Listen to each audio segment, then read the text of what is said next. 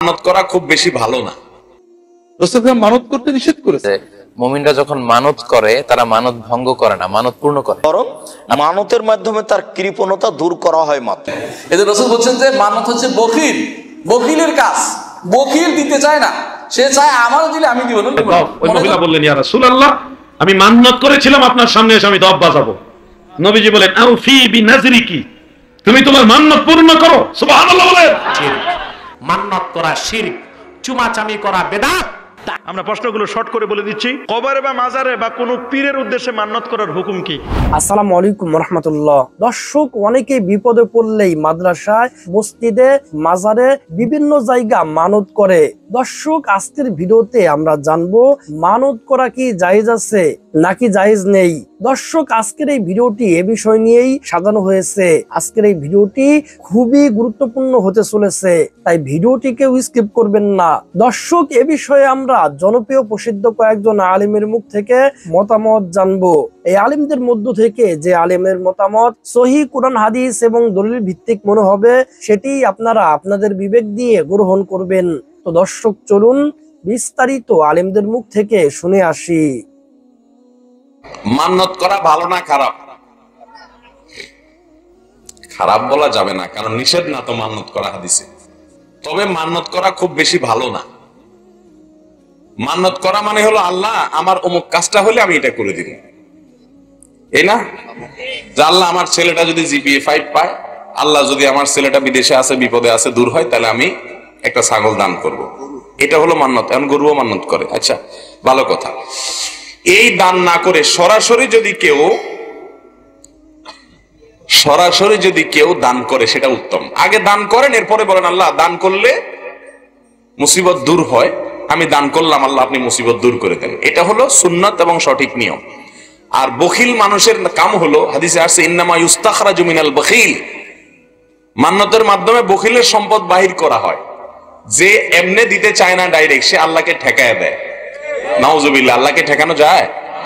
মানে আল্লাহরে আটকায় দেয়। আসলে তো আটকান জানা, সে মনে করে আল্লাহর আটকায় দেয়। বলে যে আল্লাহ আগে তুমি এই কাজটা করায় দাও, তারপরে আমি গরুটা দিব। তার মানে আগে তুমি দাও, তারপরে আমি দিব। এই জিনিসটা কি সুন্দর হয়? না। এজন্য দিতে চাইলে ডাইরেক্ট দিবেন। যাই হোক, তারপরেও যদি কেউ মান্নত করতে চায়, সেটা নিষেধ না। মান্নত করতে চাইলে সেটা কি না? নিষেধ না। তবে মান্নত মাজারে চলবে না। মান্নত মাজারে মান্নতের টাকা কে খায়? ভণ্ডরা খায়। সন্দেহ আছে কোন? মাজার ব্যবসায়ীরা খায়। সন্দেহ আছে কোন? মাজারে যিনি সাহিত্য আছেন, তিনি যদি আল্লাহর কোন নেককার বান্দা হন, তো ওই টাকা কি উনি খায়? ওনার কোন উপকারে আসে? মানত রাসূলুল্লাহ সাল্লাল্লাহু আলাইহি ওয়াসাল্লাম নিরুৎসাহিত করেছেন। আব্দুল্লাহ ইবনে ওমর রাদিয়াল্লাহু তাআলা আনহু বলেন, নাহা রাসূলুল্লাহ সাল্লাল্লাহু আলাইহি ওয়াসাল্লাম নাযর ওয়া ক্বালা ইন্নাহু লা ইয়াতি বিখাইর। রাসূলুল্লাহ মানত করতে নিষেধ করেছেন। মানতের মাধ্যমে বিপদ কাটে না, কল্যাণ আসে। ইন্নামা ইস্তাখরাজু বিহি মিনাল বখিল, কৃপণ যে দান করতে চায় না, এই ধরনের বিপদ দিয়ে, মানত দিয়ে তার থেকে কিছু বের করা হয়। আসলে হাদিস শরীফে রাসূলুল্লাহ বারবার বলেছেন, বিপদ কাটে দানের মাধ্যমে। দান আর মানতের ভিতরে পার্থক্যটা কি? দান হলো নিঃস্বার্থ। আপনি বিপদে আছেন, আল্লাহ আমার কাছে 20 টাকা আছে, 10টা আপনার জন্য আমি গরিবকে, এতিমকে, বিধবাকে, অসহায় মানুষকে দিলাম, আপনি আমার বিপদ কাটিয়ে দেন। এটা হলো দান। আর মানত হলো আল্লাহর সাথে একটা এগ্রিমেন্টে, চুক্তিতে যাওয়া। অর্থাৎ এটা প্রথমত শুরু হয় অবিশ্বাস থেকে। আমি যদি 20 টাকা, 100 টাকা, 2 লাখ টাকা আল্লাহর জন্য দিয়ে দিই, যদি আল্লাহ বিপদ না কাটান, কাজে অত আস্থা রাখার দরকার নেই। নাউজুবিল্লাহ। এই ধরনের একটা চেতনা থেকে মানতের শুরু। এরপরেও যদি মানত করা হয়, সেটা হবে আল্লাহকে একমাত্র, কুল ইন্না সলাতি ওয়া নুসুকি ওয়া মাহইয়ায়া ওয়া মামাতি লিল্লাহি রাব্বিল আলামিন। আপনি বলে দেন, আমার সালাত, আমার দৈহিক ইবাদত, ওয়া নুসুক, আমার এই দান, কুরবানি, উৎসর্গ জাতীয় সকল ইবাদত, আমার জীবন, আমার মৃত্যু, সব একমাত্র আল্লাহর। কাজে আমাদের মানত, উৎসর্গ, দান একমাত্র আল্লাহকে খুশি। মান্নত করা কিন্তু এমনি ইসলাম খুব এনকারেজ করেন। এনকারেজ মানে হচ্ছে উৎসাহিত করেন। কারণ রাসূল বলেছেন যে ইন্নান নাযরা লা ইয়াতি বিশাইইন ইন্নামা ইউস্তাখরাজু বিহি মিনাল বাখিল। মান্নত আসলে মানুষের জন্য খুব বেশি যে কল্যাণ নিয়ে আসে তা না, বরং যারা বখিল লোক, বখিল মানে হচ্ছে কৃপণ, মান্নতের মাধ্যমে কৃপণ লোকদের কাছ থেকে আল্লাহ কিছু সম্পদ বের করে নিয়ে যান। অতএব অর্থাৎ এই লোক ভালো অবস্থায় আল্লাহর কাছে কিছু দান করে না, যখনই বিপদে পড়ে তখনই মান্নত করে, তার মাধ্যমে আল্লাহ কিছু বের করে, সম্পদ তার বের করে নিয়ে যান। অতএব মান্নত কোথায় নিয়ে যান? নিয়ে যান বলতে তো আপনি বলছেন নিয়ে যান মানে হচ্ছে ভালো কাজে দান করবে, অবশ্যই সেটা দান করা, অবশ্যই সেটা আমি পরে বলছি, ভালো জায়গায় তিনি দান করেন। যেমন ধরেন হয়তো বা কেউ মান্নত করছেন যে আল্লাহ আমি যদি এই বিপদটা যদি আমার উদ্ধার হতে, আমি একটা গরু তোমার রাস্তায় মানে আমি জবাই করে দেবো সাধারণ মানুষের, গরিব দুঃখীদেরকে দেবো, এরাই কিন্তু কোনোদিন তিনি আল্লাহর রাস্তায় দান করেন নাই, এখন বিপদে পড়ার পরে দান করেছে। কেউ বলছে আল্লাহ আমি বিপদ উদ্ধার হতে আমি উমরা করবো, ওই উমরা এর আগে কিন্তু তার উপর আর আগে তার সামর্থ্য ছিল কিন্তু কখনো করেন না, এখন বিপদে পড়ার কারণে করেছেন। তাহলে বোঝা যাচ্ছে মান্নতের মাধ্যমে আল্লাহ কি করেন, আল্লাহ বকিলের কাছ থেকে কিছু জিনিস বের করে নিয়ে যান। কেউ যদি মান্নত করে তাহলে তাকে মান্নত পূরণ করতেই হবে। অবশ্যই যাতে তারা তাদের মান্নত গুলো পূর্ণ করে। কোরআন আল্লাহ সুবহানাহু বহু জায়গায় মান্নত পূর্ণকারীদের প্রশংসা করেছেন, যারা মান্নত করেছে পরবর্তী পূর্ণ করেছে। কোন মান্নত তিনি পূর্ণ করবেন? রাসূলুল্লাহ বলেছেন মান নাযারা ফি মা'রুফিন, কেউ যদি কোন ভালো কাজের ভালো ক্ষেত্রে মান্নত করে, সঠিক মান্নত করে, তাহলে সে সেটি পূর্ণ করবে। আর যদি কেউ খারাপ মানত করে তাহলে এটি পূর্ণ করবে না। যেমন ধরুন খারাপ মানতের একটা নিয়ত, একটা সিস্টেম হলো মাজারে মানত করলো, আপনি মাজারে মানত করে এটা হারাম, এটা সে পূর্ণ করবে না। কেউ মানত করলো আমি ওই লোককে মেরে ফেলবো, এটা তিনি পূরণ করবেন না। ভালো মানত, যেমন আমি 2 রাকাত সালাত আদায় করব, আমি উমরা করব, আমি হজ করব, আমি দান করব ইত্যাদি তিনি মানত করলেন, এই মানতগুলো তিনি পূর্ণ করবেন। হারাম যে মানত করবে এই মানত তিনি পূর্ণ করবেন না। যেমন স্বামী স্ত্রী রাগারাগি করে, স্ত্রীকে স্বামী বলল তোমার সাথে আমি আর মৃত্যু পর্যন্ত কোনোদিন কথা বলবো না, এই মানত তিনি করবেন না, কারণ এই মানত করা তার জন্য নিষিদ্ধ। এই মানত তিনি পূর্ণ করবেন না, তার জন্য নিষিদ্ধ। এই জাতীয় কেউ যদি কোনো হারাম জিনিসের মান্নত করে তাহলে তিনি পূর্ণ করবেন না একদিকে, দ্বিতীয়ত হচ্ছে তার বিনিময়ে তিনি বরং 3 দিন রোজা রাখবেন অথবা 10 জন মিসকিনকে তিনি খাবার খাওয়িয়ে দেবেন, খাদ্য দিয়ে দেবেন, তাহলে তার এই মান্নতের বিপরীতে তার কাজ হবে এবং তিনি মান্নত তিনি ভঙ্গ করবেন। এখন নিয়ত করেছেন এতিমখানায় কিছু খানা দিবেন, খাবার খাওয়াবেন বাচ্চাদেরকে, ছাত্রদেরকে। এই এতিমখানার ইমাম সাহেব বা শিক্ষক বললেন যে খাওয়ান দেওয়ার কাজ নাই, তাদের শীতের দিনে কাপড় চোপড় দরকার, যা টাকা দিয়ে খাওয়াবেন কাপড় চোপড় কিনে দেন। এইটা যদি ঠিক আছে না, ফতোয়া পাওয়া গেছে আমার আগে, এটা ঠিক আছে যদি আপনি কোনো নিয়ত না করেন।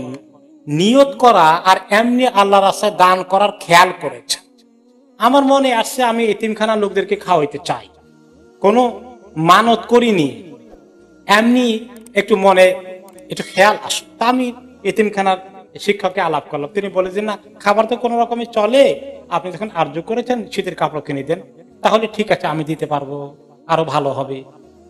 কিন্তু যদি আমার নিয়ত থাকে আমার এই কাজটা সম্পন্ন হলে আমি ওই এতিমখানা 50 জন এতিমকে খাওয়াবো আর আমার কাজটা হয়েছে, এখন এটা আমার মানত পূরণ করা কি ওয়াজিব, এইটাকে আমি কি চেঞ্জ করতে পারবো না। এইটাকে যদি ইমাম সাহেব বা শিক্ষক ফতোয়া দিয়ে থাকেন, ভুল ফতোয়া দিয়েছেন, তার গুনাহ হবে এই ফতোয়া দেওয়ার জন্য, এবং আপনার মানত পুরা হয় নাই, আপনাকে মানত পুরা করতে হবে। যে তরিকায় মানত করেছেন, যে জিনিসের মানত করেছেন, সেটাকে ওই তরিকায় ওই জিনিসের মাধ্যমেই কার্যকরী করতে হবে।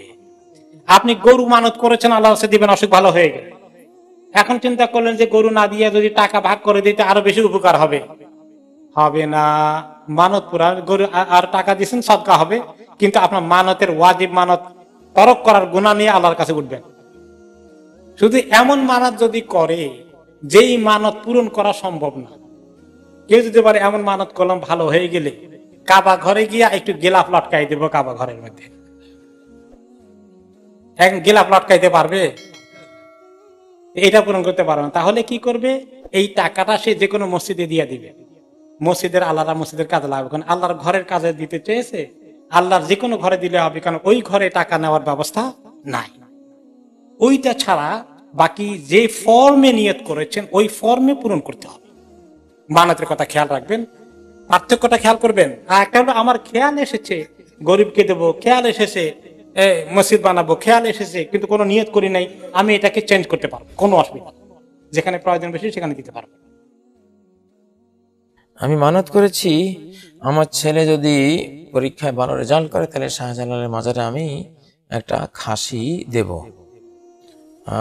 জি, আপনি আপনার ছেলের ব্যাপারে শাহজালাল রহমতুল্লাহ আলাইহির মাজারে খাসি দেওয়ার মানত করেছেন, এই মানত আপনার পালন করা অবৈধ।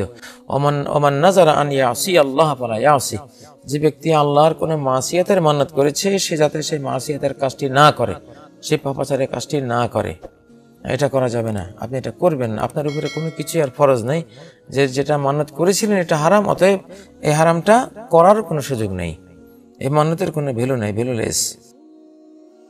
মানত পূর্ণ করা এটা অনেক বড় ধরনের একটা ইবাদত। ওয়া ইউফুনা বিনাযরিহিম, মুমিনদের যে বৈশিষ্ট্যের কিছু লিস্ট আল্লাহ কোরআনের বিভিন্ন জায়গায় দিয়েছেন, মুমিনরা কেমন হবে, তাদের কোয়ালিটি ক্যারেক্টারিস্টিক্স কেমন হবে, সেখানে কিন্তু আল্লাহ বলেছেন যে মুমিনরা যখন মানত করে তারা মানত ভঙ্গ করে না, মানত পূর্ণ করে। আপনাকে অবশ্যই মানত পূর্ণ করতে হবে। মানত তো একটা কমিটমেন্ট, মানত হচ্ছে আল্লাহর সাথে দেয়া একটা কমিটমেন্ট, যেখানে মানুষের সাথে কমিটমেন্ট দেওয়ার ব্যাপারেই বলা হয়েছে যে তুমি ওয়াদা দিলে ওয়াদা রাখতে হবে। আর ইদা ওয়াদা আখলাফা, ওয়াদা দিয়ে যদি কেউ ওয়াদা ভঙ্গ করে মানুষের ক্ষেত্রে বলা হয়েছে এটা one of the sign of hypocrisy, এটা মুনাফিকের একটা আলামত। আর সেক্ষেত্রে আল্লাহকে আপনি কমিটমেন্ট দিয়ে এটা ভঙ্গ করতে পারবেন না। আপনি যদি মানত করেন, মানতের ফলাফল পান, সেক্ষেত্রে আপনার উপর মানত পূর্ণ করা ওয়াজিব। কোনো কারণে যদি মানত পূর্ণ করা না হয় তাহলে তাকে কাফারা দিতে হবে। আর মানতের কাফারা হচ্ছে ইয়ামিনের কাফারা, 10টি রোজা তার রাখতে হবে। জি, আচ্ছা, বেশি বেশি মানত করার কি আসলে এরকম কোনো জরুরত আছে কিনা ইসলামে? আসলে মানত করতেই হবে এমন কোনো, কেউ একটা স্বপ্নে দেখলো এটা খারাপ স্বপ্ন, অনেকে চিন্তা করে আমি খারাপ স্বপ্নে দিয়ে একটা সদকা করতে হবে, একটা মানত করব, বা একটা জিনিস সফলতার সফলতা সে পেয়েছে, এখন সে চিন্তা করলো আমার মানত করতে হবে। আসলে কি মানতটা আসলে কি? এই জিনিসটা যেহেতু প্রসঙ্গ এসেছে আমরা এটা নিয়ে ডিসকাস করব। আপনি যেটা বললেন যে বিপদে পড়লো, কিছু চ্যারিটি করলো, সাদাকা করলো, এটা হাদিসে আছে যে as-সাদাকাতু তারুদ্দুল বালা, দান এটা মানুষের বিপদকে দূর করে দেয়। আপনি দানের মধ্য দিয়ে অনেক বিপদ থেকে কিন্তু রক্ষা পেতে পারেন। আর মানতের যে প্রসঙ্গটা এসেছে, এটা দর্শক শ্রোতাদের জ্ঞাতার্থে আমি বলে রাখছি, কন্ডিশনাল মানত জায়েজ নেই। মানত হচ্ছে মিনাত তাকাররুবাত। আপনি যেমনি নফল কোরআন তেলাওয়াত করেন, নফল তাসবিহ পড়েন, নফল ইবাদত করেন, মানতটাও এরকম একটা ইবাদত। কিন্তু আল্লাহর সাথে আপনি কন্ডিশনে যেতে পারবেন না। আপনি মানত করলেন যে আল্লাহ তোমার সন্তুষ্টি অর্জনের উদ্দেশ্যে আমি আগামীকাল রোজা রাখবো, মানত করলাম, এবং আপনার উপর আবশ্যক হচ্ছে আপনি রোজা রেখে মানতটা পূর্ণ করবেন। কিন্তু আপনি কন্ডিশনে যেতে পারবেন না যে আল্লাহ তুমি যদি এই পরীক্ষায় আমাকে A+ পাওয়ার সুযোগ দাও, A+টা পেলে আমি এটা করব। আল্লাহর সাথে কন্ডিশনে যাওয়ার সুযোগ নেই। আল্লাহ ছাড়া কারো নামে যে মানত হয় ওটা খাওয়া শুকরের গোশত খাওয়া এক সমান। নিষেধ করেছেন কে? সূরা বাকারার 173 নম্বর আয়াত, ইন্নামা হাররামা আলাইকুমুদ দাম, ইন্নামা হাররামা আলাইকুমুল মাইতাতা ওয়াদ-দাম ওয়া লাহমুল খিনজির ওয়া মা উহিল্লা লিগাইরিল্লাহ ফামান ইত্তারা গায়রা বাগিন ওয়ালা আদিন ফালা ইসমা আলাইহি ইন্নাল্লাহা গফুরুর রাহিম। তোমাদের জন্য হারাম করা হয়েছে মৃত, হারাম করা হয়েছে রক্ত, হারাম করা হয়েছে শুকরের গোশত, হারাম করা হয়েছে আল্লাহ ছাড়া যাদের নামে তোমরা মানত মানো। আছে না নাই? কথা কম আসেনি? মানত মানবো কার নামে? খাওয়াবো কার নামে? ভালোবাসবো কার জন্য? এতিমখানায় দেব কার জন্য? হেফজখানা চালন করব কার জন্য? রাসূল সাল্লাল্লাহু আলাইহি সাল্লাম বলেছেন মানুষ নেকির কাজে মানত করতে পারে। মানুষ যদি নেকির কাজে মানত করে থাকে তাহলে তাকে পূর্ণ করতে হবে। আর যদি মানুষ পাপের কাজে মানত করে থাকে ফালায়াকজি, তাহলে তাকে পূর্ণ করতে হবে না। রাসূল সাল্লাল্লাহু আলাইহি সাল্লাম একথাই বলেছেন। তবে তিনি একথাও বলেছেন যে মানুষ কোনো ব্যাপারে মানত করলে তার উপকার হয় এ কথা নয়, বরং মানতের মাধ্যমে তার কৃপণতা দূর করা হয় মাত্র। হাদিস বুখারী মুসলিম। কিন্তু মানত যদি নেকির ব্যাপারে করে থাকে তাহলে তাকে পূর্ণ করতে হবে। আল্লাহ তাআলাও বলেছেন ওইসব মানুষ যারা মানত পূর্ণ করে তাদের জন্য কল্যাণ রয়েছে। হাদিসেও প্রমাণিত হয় যে মানুষ যদি নেকির কাজে মানত মেনে থাকে তাহলে তাকে পূর্ণ করতে হবে। উমর রাদিয়াল্লাহু তাআলা আনহু একদা রাসূল সাল্লাল্লাহু আলাইহি সাল্লামকে বললেন, আল্লাহর নবী, আমি জাহেলিয়াতের যুগে কাবা ঘরে একদিন এতেকাফ করব এর মানত মেনেছিলাম। রাসূল সাল্লাল্লাহু আলাইহি সাল্লাম বললেন, তুমি তোমার মানত পূর্ণ করে নাও। বুখারী মুসলিম। সম্মানিত দর্শক মণ্ডলী, অত্র হাদিস দ্বারা বোঝা যায় যে মানত করে থাকলে তাকে মানত পূর্ণ করতে হবে। তবে মানত পূর্ণ করতে পারলো না, এই সময়ে যদি ও মারা যায় তাহলে কি হবে? এই সময়ে মারা গেলে তার মানতের কাফফারা নেই, তবে তার অভিভাবক যারা তারা এই সিয়াম মানতের সিয়াম করে নেবে। রাসূল সাল্লাল্লাহু আলাইহি সাল্লাম বলেছেন, মান নাজারা বিসিয়ামিন সুম্মা মাতা, কোনো মানুষ যদি সিয়ামের মানত মারে তারপরে মারা যায়, তাহলে ফাসামা ওয়ালিউহু, তার অভিভাবক যারা তারা সেটা পূর্ণ করে নেবে। হাদিস বুখারী মুসলিম। মান্নত মানান এই ক্ষেত্রে আল্লাহর সাথে শর্ত লাগানো বেয়াদবি। এজন্য মান্নত দিয়ে কোনো বরকত হয় না। নবী সাল্লাল্লাহু আলাইহি ওয়াসাল্লাম কোন হাদিসে মান্নত করতে নিষেধ করেছেন, কিন্তু মান্নত করে নাও তো পুরা করতে হবে, লা তানজুরু, মান্নত করিও না। তারপরে যদি কেউ মান্নত মানে লা ইউগনি মিনাল হাক্কি শাইআ মিনাল কদরি শাইআ, তাকদীরে কোনো পরিবর্তন নিয়ে আসতে পারে না। আমার ছেলেটা যদি অসুস্থ আছে, সুস্থ হয়ে যায়, আমার ছেলেটা যদি ফার্স্ট ডিভিশনে পাস করে, আমার ছেলে যদি সৌদি আরব চলে যায়, তাহলে আমি একটা খাসি জবাই করে খাওয়াবো। ইন্নামা ইস্তাখরাজু বিহি মিনাল বাখিল, নবী সাল্লাল্লাহু আলাইহি ওয়াসাল্লাম বলছেন যে বখিলের ধন সম্পদ এই রাস্তা দিয়ে বের করা হয়, ফায়দা কিছু হয় না। কেন ফায়দা হয় না? কারণ আল্লাহর সাথে বিয়াদবি খালিছে, শর্ত লাগাচ্ছেন যে আল্লাহ তুমি যদি আমার ছেলেকে সৌদি আরব পৌঁছে দাও, তাহলে গরিব গুরবাকে একটি খাসি খেতে দেবো। আল্লাহ যদি আমার ছেলেকে তুমি যদি পড়ায় মনটা লাগে, মনের মালিক কে? আল্লাহ। তাহলে আল্লাহকে জানো এ বলছে যে আল্লাহ আমার ছেলের যদি মাদ্রাসায় পড়াশোনায় মনটা লাগিয়ে দাও, তাহলে 10টা রোজা রাখবো তোমার জন্য, না হলে রাখবো না, হাত টেনে নেবো আমি। যদি আমাকে বলেন যে আপনি যদি এই কাজটা করে দেন তাহলে আপনাকে আজকে দাওয়াত দেবো, নিব দাওয়াত? আমি একটা নালায়েক অযোগ্য আল্লাহর বান্দা, সেইটাই দাওয়াত কবুল করবো না। তো আল্লাহ কেন করে আপনার এই ইবাদতবন্দি কবুল করবেন, নজর কবুল করবেন না? বেয়াদবি। আল্লাহ শর্ত লাগানো। তাহলে সুন্নতি তরিকা কি? হ্যাঁ, সুন্নতি তরিকা সাদকা করা, দিয়ে দেওয়া। আল্লাহ আমি রোজা রাখছি, 10টি রোজা শুরু করে দিয়েছি, আল্লাহ আমি রোজা রাখছি, আল্লাহ আমার ছেলেটার মন তুমি পড়াই লাগিয়ে দাও। কত সুন্দর কথা। মান্নত করে যে যদি আমার অমুক কাজটি হয়ে যায় তাহলে আমি আল্লাহর রাস্তায় এত টাকা বা এটা দান করব, তাহলে এই মান্নত পূরণ করা তার জন্য ওয়াজিব হয় এবং সেটি টাকা তাদেরকেই প্রদান করা যায়, সম্পদ তাদেরকেই প্রদান করা যায় যারা মাসারিফে যাকাত, অর্থাৎ যারা যাকাত খাবারের উপযুক্ত, তাদেরকে তখন মান্নতের টাকা দিতে হয়। মানত করার ব্যাপারে শরীয়ত উৎসাহ দেয়নি। রাসূলুল্লাহ সাল্লাল্লাহু আলাইহি ওয়াসাল্লাম বলেছেন আন-নাযরু লা ইয়াতি বিখাইর, মানত কোনদিন কল্যাণ কিছু নিয়ে আসে না। আপনি বললেন যে আমি 1 লাখ টাকা পাওয়ার পর যদি কোনো আমার ছেলে চাকরি পায়, এই জাতীয় কথা তো জায়েজ নাই। কেন জায়েজ নাই? মানে আপনি নামাজ পড়তে চান না, শুধু ছেলে চাকরির জন্য নামাজটা পড়বেন। আপনি আল্লাহর উপরে একটা ঠেক দিলেন যে আল্লাহ তুমি দিলে আমি দিব, তুমি দিলে আমি দিব, মানে কত বড় কিপটেস দেখেন, দিতে চাই। এই যে রাসূল বলছেন যে মানত হচ্ছে বখিল, বখিলের কাজ। বখিল দিতে চায় না, সে চায় আমারও দিলে আমি দিব না, মনে হলে আল্লাহ ওর ইবাদতের প্রতি মুখাপেক্ষী। এই জন্য আন-নাযরু লা ইয়াতি বিখাইর, মানত কখনো কল্যাণ নিয়ে আসে না। ওয়াইন্নামা ইস্তাখরাজু মিন মালিল বাখিল, বখিলের সম্পদ বের করে মানত দিয়ে। এই জন্য মানত করা যাবে না, মানত নিষিদ্ধ। কিন্তু মানত করলে, ভালো কাজের মানত করলে সেটা পূরণ করতে হবে। কথা বলছে নিজে। এই জন্য আল্লাহ তাআলা মানত পূরণ করার কথা উল্লেখ করেছেন, ইউফুনা বিন নাযরি ওয়া ইয়াখাফুনা ইয়াওমান কানা শাররুহু মুস্তাতিরা। আবার বলছে ওয়াল ইউফু নুযুরাহুম, মানত যদি ভালো কাজের করে পূরণ করতে হবে। মানুষ ভালো কাজ করছেন যে আপনি 10 টাকার নামাজ পড়বেন, করতে হবে। আল্লাহ রাহে একটা কোরবানি করবেন, দিতে হবে, দিতে হবে, দিতে হবে। নিয়ত পূর্ণ হোক অথবা না হোক, হ্যাঁ, নিয়ত পূর্ণ না হলে না, নিয়ত না হলেও দিতে হইব, এটা পূর্ণ না হলেও দিতে হইব। নিয়ত পূর্ণ হওয়ার শর্ত না, মানত করলে, এটা ঠিক কথা বলছে প্রশ্ন, মানত করছেন পূর্ণ হয় না তাও দিতে হইব, ভালো কাজ হলে। আর মানত করছেন খারাপ কাজের, পূর্ণ হয়ে গেছে তাও দিতে হবে না। মানত করছেন শাহজালাল দরগায় একটা গরু পাঠাবেন, যদি ছেলে চাকরি পায়, চাকরি পাইছে কিন্তু পাঠাবেন না, জায়েজ নাই, শিরিক হয়ে দেবেন। মানত করছেন 1 লাখ টাকা নামাজ, 1 লাখ সহজ কথা, কঠিন না, পারে না। মানত করে সারা বছর রোজা রাখবেন, পারবে কিনা কেউ? পারবে না। এই জন্য যদি কেউ মানত করে পূরণ করতে না পারে, তার কাফারা দিতে হবে। কাফারা হচ্ছে কাফারাতুল ইয়ামিন, শপথের কাফারা।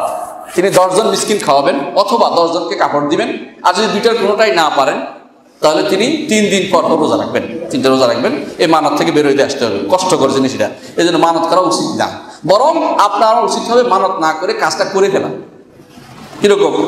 আল্লাহ আমি এটা দান করছি, আল্লাহর ওসিলায় আমার ছেলেটাকে একটা চাকরির ব্যবস্থা করে দাও। আল্লাহ আমি এটা দান করছি, আমার ছেলেটা সুস্থ করে দাও, দিয়ে দিয়া আল্লাহ তুমি দিলে এর পরে দিবে, ওইটা না, আমি আগে দিয়ে আল্লাহর কাছে চাই, এটা হলো নিয়ম। সাজদা করা শিরক, মান্নাত করা শিরক, চুমাচামি করা বেদাত। তা আমরা কেমন মুসলমান যে পীরের কাছে চাই, মাজারে চাই? ওটা কি মুসলমানের কাজ না ইবলিসের বড় ভাইয়ের কাজ? পীরের কাছে যাবেন দোয়া নিতে, সোহবত নিতে, দিন শিখতে, কিছু চাইতে নয়। আল্লাহর ওলির মাজারে যাবেন জিয়ারত করতে, বরকত নিতে, তাবাজ্জু নিতে। মাজারে মান্নত করা শিরক, মাজারে সাজদা করা শিরক, মাজার ধুয়ে পানি খাওয়া বেদাত। এই সব বেদাতি কাজ মুসলমান করতে পারে না, এটা মুশরিকের কাজ, ঠিক কিনা বলেন? ওয়ালা নুশরিকা বিহি শাইআ, আল্লাহর সাথে আমরা কাউকে শরীক করব না। কোন পীর, কোন মাজার, কোন বাজার, কোন পাথর, কোন সৌধ, কোন মিনার, কোন প্রতিমা, কোন ভাস্কর্য, কোন ব্যক্তি বা বস্তুর সাথে আমার আল্লাহ রাব্বুল আলামিনকে শরীক করা যাবে না। আপনারা করেন? আপনারা মূর্তি পূজা করেন না, কিন্তু আপনাদের দেশে পীর পূজা আছে। আপনারা মূর্তি পূজা করেন না, মাজার পূজা করেন, আপনারা মিনার পূজা করেন, আপনারা সৌধের পূজা করেন, ঠিক কিনা বলে? এই শিরক ছাড়তে হবে, এই শিরক ছাড়তে হবে। ইবাদত হবে কার? সেই ইবাদতে কাউকে শরীক করা যাবে না। মুসলমান নামধারীদেরকে আমি দেখতেছি পীরের ছবি গলায় লটকে নামাজ পড়ে। আচ্ছা, আপনাদের দেশে এটা শিরক কিনা বলেন? ছোট শিরক না শিরকে আকবার? তারপর দেখা যায় মাজারে সাজদা করে, পীরকে সাজদা করে। আপনি আল্লাহর ওলিদের মাজার জিয়ারত করবেন, কোনো সমস্যা নাই। আল্লাহর ওলিদের মাজার জিয়ারতে লাভ আছে। কি আছে? কারণ আল্লাহর ওলি মারা গেলে তার ক্ষমতা কমে না বাড়ে? যারা বলেন কমে না বাড়ে? হযরত মোল্লা আলী কারি মিশকাতুশ শরমের কাতে লিখেছেন, ওয়া ইদা তাজাররাদাতিন নুফুসুল কুদসিয়্যাতু মিনাল আলাইক ইত্তাসালাত ইলাল মালাইল আ'লা। আল্লাহর ওলিদের রূহ দেহ পিঞ্জরা থেকে বের হলে ঊর্ধ্ব জগতে ফেরেশতাদের সাথে মিলিত হয়, তখন আল্লাহ তার ওলিকে মালাকি ক্ষমতা দান করেন। আল্লাহর ওলিদের মাজারে জিয়ারত করতে যাবেন, কিন্তু ওখানে যে মাথা নত করা শিরক, সাজদা করা শিরক, মান্নত করা শিরক, চুমাচামি করা বেদাত, এগুলো করবেন না। সাজদা একমাত্র আল্লাহর জন্য। কোন পীর ফকির, মরা, খাড়া, আম গাছ, জাম গাছ, বট গাছ, মাজার, মিনার, সৌধ, কোনো কিছুর সামনে মস্তক নত করা যাবে না। এটা শিরকে আকবার। মাজারে মান্নত করা শিরক, মাজারে যে সাজদা দেওয়া শিরক, মাজার যে চুমা দেওয়া হারাম, মাজারে মস্তক নত করা হারাম, মাজার গোসল দিয়ে গোসল শরীফের নামে পানি খাওয়া বেদাত এবং হারাম। একদিকে পর্দাওয়ালা আর একদিকে খোলা, এটাকে বলা হয় দফ। ওই মহিলা বললেন, ইয়া রাসূলুল্লাহ, আমি মান্নত করেছিলাম আপনার সামনে এসে আমি দফ বাজাবো। নবীজি বলেন, আউফি বিনাজরিকি, তুমি তোমার মান্নত পূর্ণ করো। সুবহানাল্লাহ বলেন। এরপরে ওই মহিলা বলতেছে, ইয়া রাসূলুল্লাহ, নবী গো, আমার দ্বিতীয় মান্যতটা ছিল অমুক জায়গায় গিয়ে একটা পশু জবাই করব মানুষকে খাওয়ানোর জন্য। নির্দিষ্ট একটা জায়গার কথা বললেন, অমুক জায়গায় আমি একটা পশু জবাই করব, ধরেন একটা গরু জবাই করবেন বা একটা উট নহর করবেন, করে তারপরে মানুষকে খাওয়াবেন, এই মান্যত করেছিলাম। নির্দিষ্ট জায়গায় মান্যত, নির্দিষ্ট জায়গায় পশু মান্যত করলেন। নবীজি তখন জিজ্ঞাসা করলেন, তোমার এই মান্যত কি কোনো দেব দেবীর জন্য নাকি আল্লাহর জন্য? ওই মহিলা বললেন, ইয়া রাসূলুল্লাহ, ওই মান্যতটা আমার আল্লাহর জন্যই, কোনো দেব দেবী মূর্তির জন্য না। আমার নবীজি তখন এক কথাই বলে দিলেন, আউফি বিনাজরিকি, তুমি তোমার মান্যত পুরা করো। এই হাদিস থেকে প্রমাণ হয়ে যায়, কেউ যদি আল্লাহর নামে আল্লাহর ওলির দরবারে কোনো হালাল পশু মান্যত করে, আল্লাহর হাবিবের অনুমোদন দ্বারা বোঝা যায় এটা জায়েজ, জায়েজ, জায়েজ, জায়েজ। আল্লাহর রাসূলের ফতোয়ার উপরে আর কোনো ফতোয়া চলবে না। গায়রুল্লাহর নামে নয়, আল্লাহর নামে আল্লাহর ওলির দরবারে আমরা মান্যত করি। আমরা যদি কোনো ইয়াতিমখানায় গরু মান্যত করি, ছাগল মান্যত করি, অনেকেই করে দেয়, সেক্ষেত্রে আমরা কিন্তু ফতোয়া দেই না, মারহাবা দেই, দোয়া করি এবং আমরা বলি আপনারাও দিবেন। ইয়াতিমখানায়, হেফজখানায় যেখানে আলেম ওলামা পড়ান, সেখানে আপনারা দিবেন, মান্যত করবেন, আমরা ওটাও উৎসাহ দিই। কিন্তু আফসোস হলো, আল্লাহর ওলির দরবারে তো বহু মেহমান মুসাফির থাকে, ইয়াতিম থাকে, মিসকিন থাকে, বহু রকমের মানুষ আল্লাহর ওলিদের দরবারে থাকে, মেহমান হিসেবে থাকে। মাদ্রাসা থাকে, ইয়াতিমখানা থাকে, হেফজখানা থাকে, বহু রকমের মানুষ সেখানে থাকে। অথচ সে আল্লাহর ওলিদের দরবারে যখন হালাল পশু মান্যত করা হয়, এক শ্রেণীর ভাইরা বলে থাকেন এটা শিরক, হারাম। আমি স্পষ্ট ভাষায় বলছি, শোনো, পাইকারি দরে একটা জিনিসকে হারাম বলা যায় না। হারাম বলতে হলে এটার জন্য কাতঈ দলিল লাগে, অকাট্য দলিল লাগে। তোমার হুজুর বলছে হারাম, এই পাইকারি ফতোয়া চলবে না। আমি জায়েজ বলছি রাসূলের হাদিস দিয়া, সহিহ হাদিস দ্বারা। প্রিয় ভাইয়েরা আমার, অনুরোধ করে এটা বলে যায়, যেমন দুইটা হাদিস মনে রাখবেন। সিহাসিতার অন্যতম কিতাব জামিউত তিরমিজির মধ্যে উল্লেখ রয়েছে, ইয়াদ ইবনে হিমার বলেন আন্নাহু ইহদা লিন-নবী সাল্লাল্লাহু আলাইহি ওয়াসাল্লাম নাকাতান, যে নিশ্চয় তিনি আল্লাহর রাসূলকে একটা উষ্ট্রি হাদিয়া দিয়েছেন। উষ্ট্রি, উট, একটা উট আল্লাহর রাসূলকে হাদিয়া দিয়েছে।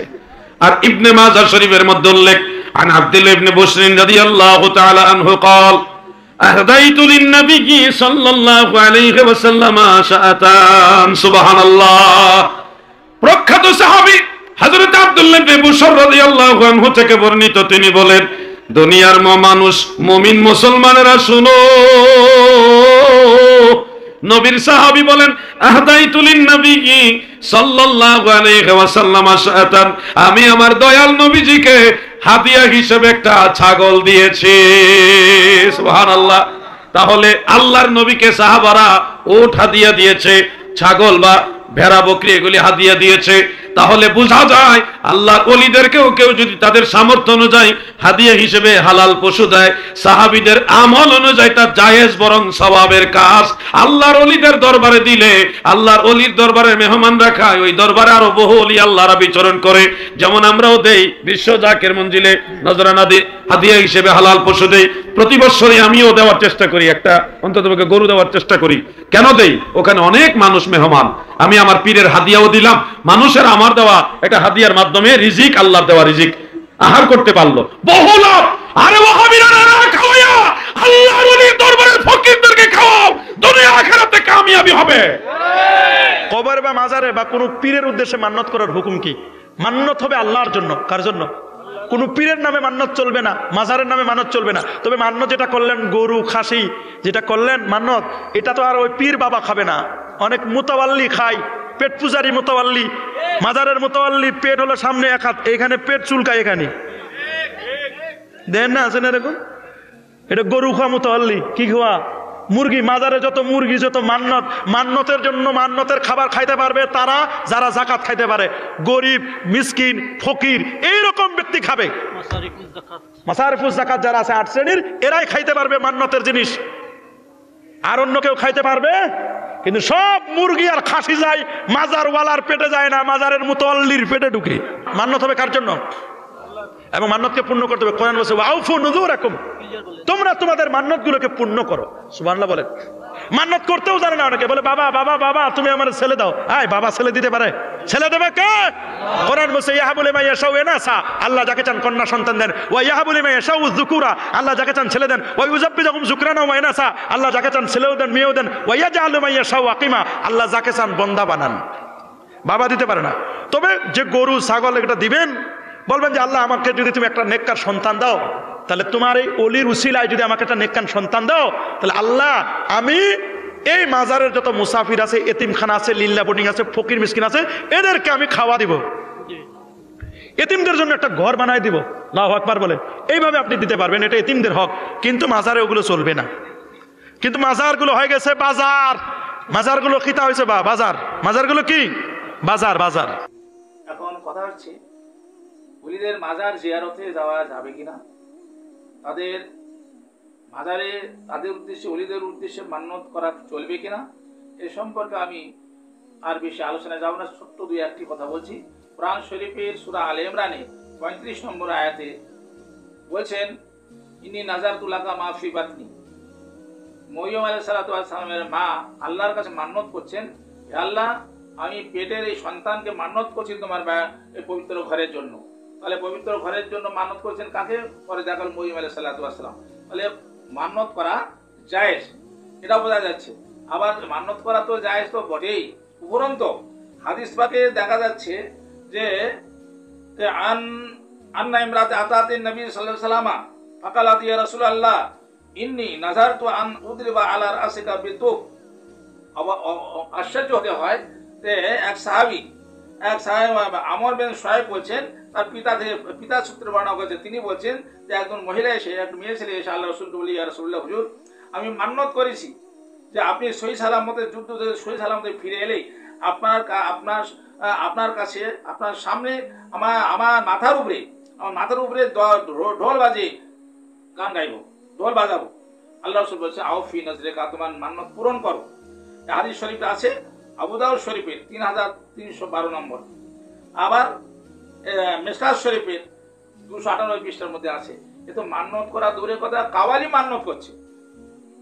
এবার চিন্তা করো, আবার বলছেন যে এক সাহাবী বলছেন, বুরাইদা রাদিয়াল্লাহু আনহু বলছেন যে একদিন আল্লাহ রসুলের কাছে এসে একটা মেয়ে ছেলে বললো, ইয়া রাসূলুল্লাহ, ইয়া হাবিবাল্লাহ, যুবতী এসে বললো, ইয়া রাসূলুল্লাহ, ইয়া হাবিবাল্লাহ, হুজুর আমি মান্নত করেছি যে আপনি নিরাপদে ফিরে এলে আমি আপনার সামনে দব বাজিয়ে গান গাইব। আল্লাহ রসুল বলছেন ঠিক আছে, তুমি তাহলে আন তাদরিবা ওয়াইয়া তাদরিবা, সে তখন আল্লাহ রসুল বললেন কি তুমি মান্নত পূরণ করো। বাজাতে শুরু করলো, আবু বকর সিদ্দিক গেলেন, তিনি বসে বললেন, দব বাজানো চলছে। আবার আলী কর্মল গেলেন, দব বাজানো চলছে, গান গাওয়া চলছে। তারপরে উসমান গনি এলেন, তখনও ওই একই রকম অবস্থা চলছে। হ্যাঁ, তাহলে বোঝা যাচ্ছে এখানে আল্লাহ রসুলের কাছে মান্নত করছেন তারা কাওয়ালি, আমরা কাওয়ালি যাকে বলি, হ্যাঁ, তার দব বাজে গান গাওয়াটা তাহলে মান্নত করছেন। তাহলে ওলিদের মাজারে বা মান্নত করা নিঃসন্দেহে যায়। আবার ওলিদের মাজার জিয়ারত করতে তো হবেই, তার কারণ জিয়ারতের সম্পর্কে বহু হাদিস আছে। ওলিদের মাজার হচ্ছে রহমতের স্টেশন, রহমতের স্টেশন। আইয়ুব জাকারিয়া সালাতু ওয়াস সালাম মরিয়মের পাশে গিয়ে দোয়া গুনাহগার দায়া জাকারিয়া রাব্বাহু, মরিয়ম আলাইহিস সালামের পাশে দাঁড়িয়ে দোয়া করেছেন, হে আল্লাহ তুমি আমাকে একটা পুত্র সন্তান দান করো এই মরিয়মের ওসিলায়। ওলির আল্লাহর রহমত তো সব জায়গায় ঝরে, সব জায়গায় বসান হয়। তবে ওলিদের মাজারগুলো হচ্ছে রহমতের স্টেশন। যেমন লাইন দিয়ে ট্রেন যায়, লাইনে দাঁড়িয়ে থাকলে ট্রেন জিন্দিগিতে ট্রেন উঠতে পারবে না বা গন্তব্যস্থলে যেতে পারবে না, যেতে হলে স্টেশনে যেতে হবে। তেমনি ওলিদের মাজার হচ্ছে রহমতের স্টেশন।